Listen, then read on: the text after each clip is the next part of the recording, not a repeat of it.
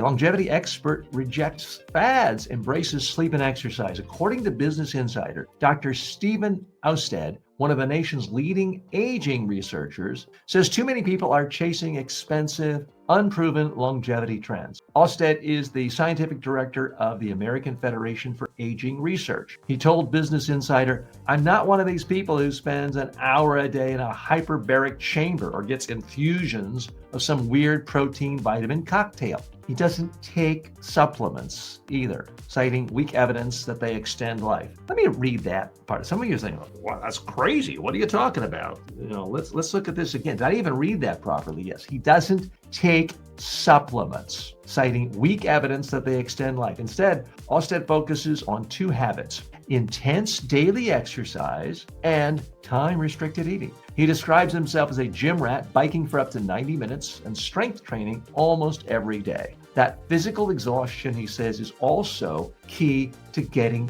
good sleep. Austad eats twice a day, sticking to a Mediterranean-style diet, heavy on fish, fruit, and vegetables. He says longevity shouldn't mean joyless restriction. If you spend all your time thinking about how long you're going to live, you kind of forget to live. What's the real message here? The longevity experts who get the most media attention, most eyeballs, the most Netflix specials are the ones who say, "I take 159 supplements a day and inject them all right here constantly." But real longevity experts say no. They say you don't even need to take supplements. How about exercising every day? How about getting a good night's sleep and not gorging yourself with food all day long? How about that if you want to live long? Let's go a little bit deeper here. I wanted to bring attention to this guy, Dr. Stephen Austad, because he's exactly the sort of guy who isn't going to become famous. He's not going to get a Netflix special. His books are probably not going to be a bestseller. He's not going to become a billionaire selling his magic green potion drink powders because he doesn't believe in them. There's no revenue model to make a guy like this sound famous because unfortunately, we as human beings are constantly seeking out the magic pill, the magic potion, the magic light, red light. We're always seeking these shortcuts, and there's always going to be someone who is going to play up to that and manipulate us because they can make money off of us. So I want you to take a little time and check this out in Business Insider. It's Dr. Stephen Austad, Austad. He's considered by many to be one of the leading aging researchers out there, an expert on longevity. And he's saying, I don't take supplements. You know who else doesn't take supplements? I don't take supplements. I'd like to take them. I'd like to believe it's going to extend my life and help me. But every time I actually look at the research and sort it through, I can't find any hard data showing vitamins, supplements actually increase your life. And people feel very passionate about it. It becomes religion for some people. In fact, some religions and religious leaders like the Pat Robertson who's no longer with us actually start selling vitamins because they're great pyramid schemes too. They can be great ways of making money. They aren't necessarily going to make you live longer. And my other big problem with all these supplements, all these pills, all these magic greens is what is the stress and damage to your liver and kidney? You know, this guy, Brian Johnson, who is the most famous longevity guy out there, takes some 153 pills a day. He's had some very negative reactions to some of the treatments he's tried, but he gets all the attention. The guy who says, exercise, eat healthy, don't be eating late at night and all morning long, that guy doesn't get any attention because there's no money in it. There's no revenue model. It's much better to be able to say, buy my hyperbaric chamber, buy my snake oil. There's money. You have to have my olive oil. Anyone else's olive oil, you'll die. Buy my olive oil and you'll live forever. That makes money.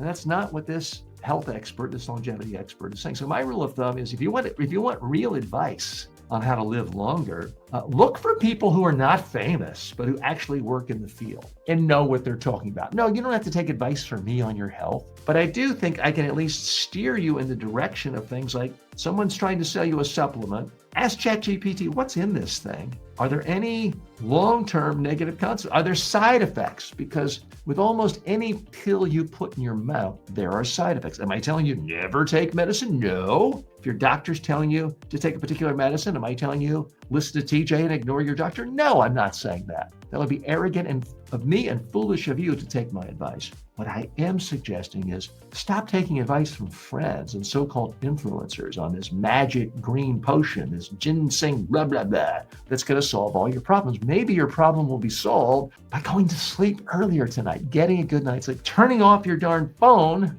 at 8 o'clock at night instead of scrolling TikTok. No offense to my TikTok friends at 2 a.m. Eating real food. Those are the things that make us live longer. Hey, I want to thank all of you for spending time with me today. That concludes sort of the main section of the show. We typically look at the 5 top news stories of the day. Now, if you've watched before, you may have noticed something a little different about today's show. I'll talk about that in just a moment. And I see Rayan has stopped by. Rayan, thank you so much. Thanks for being one of the many people watching. I do appreciate that. Muhammad has stopped by to say hello. Claus is with us as well. So thanks. Claus says, so true. It's not easy to break that bad routine, but yes, we have to take care of our health. Muhammad also says, I agree with the experts. With exercise, healthy food, and sleep, I saw a fundamental improvement in physical and psychological health. Ryan is asking a question or posing a statement about how many people are watching. And Ryan, I would say to you,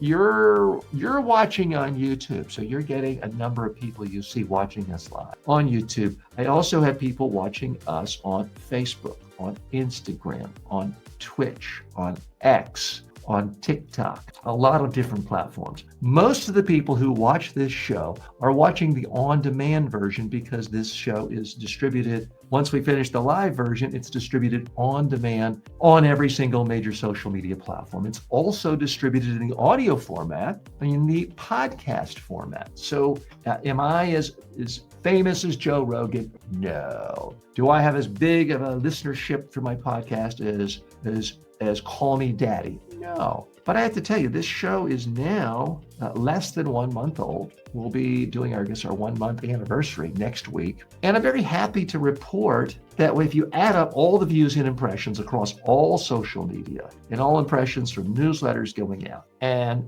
audio downloads, it's adding up to 500,000 views, impressions, listens a month. So I'm pretty happy about that. So Rand, I do want to appreciate and thank you for stopping by, and Janice and Muhammad and others as well joining us for the live version. Okay, I hinted at it a moment ago. I wanted to see if any of you noticed something different about this show today. Well, there's a person I did not mention today, and it was very much by design. I did not mention the orange one, the great orange one in Washington, D.C., who I would just as soon not mention him at all. As I started the very first edition of this show, and as I say regularly, this show is about analyzing top business stories, technology stories, economic stories, and cultural stories of the day, analyzed through the prism of communication skills and personal development skills, all with the goal of making you more successful, happier in your professional life as well as your personal life. But I have to tell you, it's been very, very hard to not talk about dear leader, the orange one in Washington, D.C. And I don't even want to mention his name, but I want to be able to say I did not mention this rising authoritarian by name even once in the show today, because I frankly don't like talking about it. But one of the problems